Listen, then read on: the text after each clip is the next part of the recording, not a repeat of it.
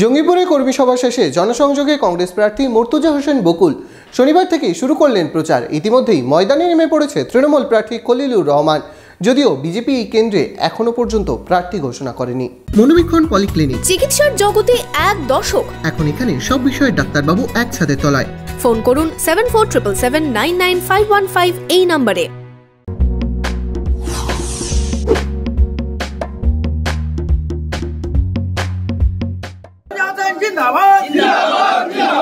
জঙ্গিপুরে পায়ে পায়ে প্রচার শুরু করলেন কংগ্রেস প্রার্থী। গত বুধবার এই কেন্দ্রের প্রার্থী হিসেবে মুর্তুজা হোসেন বকুলের নাম ঘোষণা করেন অধীর চৌধুরী। দুদিন পর শনিবার সুতি 2 নম্বর ব্লক কংগ্রেসের নেতৃত্বে বৈঠক করলেন কংগ্রেস প্রার্থী।